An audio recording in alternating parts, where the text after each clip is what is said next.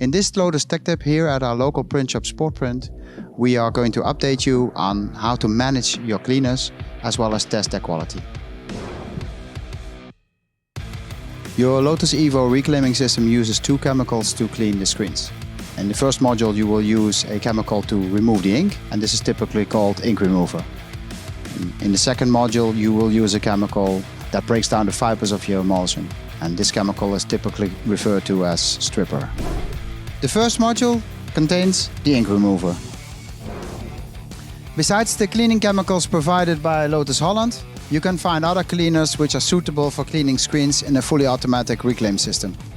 What is important is that you use the correct non-volatile cleaning agent with a flash point of about 100 degrees Celsius, which is roughly 212 degrees Fahrenheit.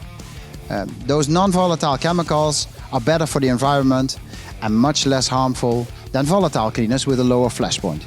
Although non-volatile chemicals are more expensive than volatile cleaners, they can be continuously reused in your automatic reclaim system, and therefore they will last much longer. As a result, they're not only less harmful to the people and the environment, but they're also easier for your wallet. The tank has a capacity of 200 liters, which is about 55 gallons. We advise you to start with an initial fill of 75 liters, which is about 20 gallons. Check with your chemical supplier what the advised mixing ratio is with water, and take that mixing ratio into consideration when you start filling the tank. Once you fill the tank with a fresh batch of cleaner, there's no need to take it out anymore until it is too dirty. On a daily basis, just top off with fresh chemical and water in the requested ratio, and always keep your filter submerged. That is very important. But we advise you to top it off that you can still see the handle of the filter. A little tip from us, you can reuse the polluted chemical that comes out of the machine when you clean it.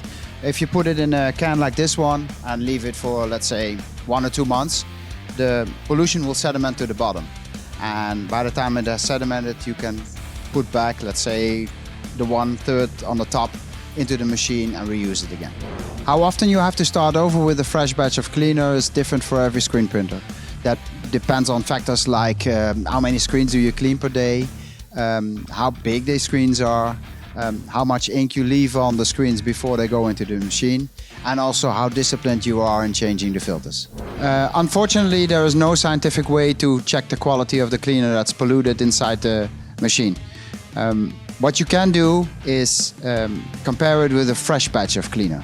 So what you do is you take a dirty screen, and one half of the screen you will clean with a cup of cleaner that you take directly from the machine, and the other half of the screen you can clean with a fresh batch.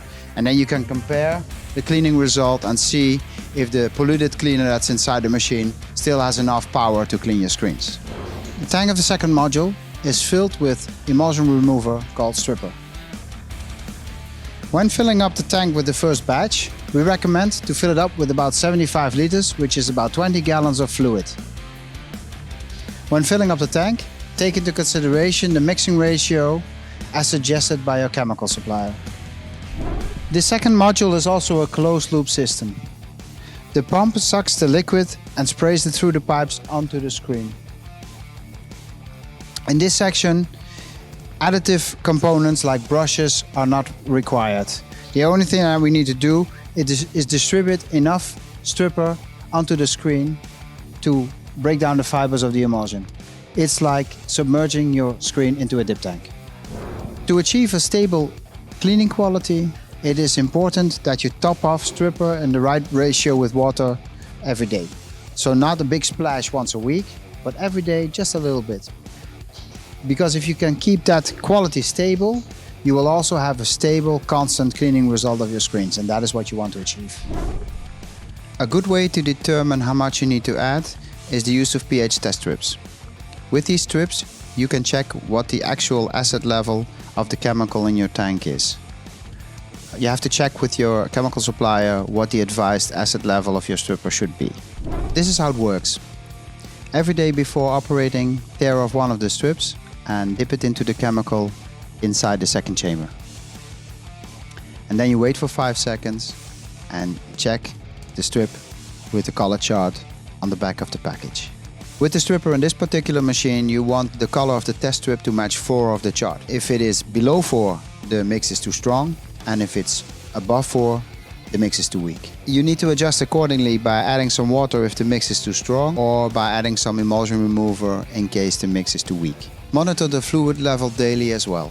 A stable quality of your stripper is very important for cleaning, but also for your consumption and therefore for your wallet.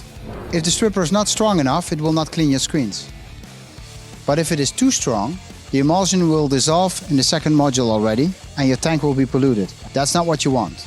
You want the stripper to be just strong enough to break down the fibers of the emulsion, but the emulsion should stay on the frame until it reaches the high pressure model. That is where you want to wash it off and let it go down the drain.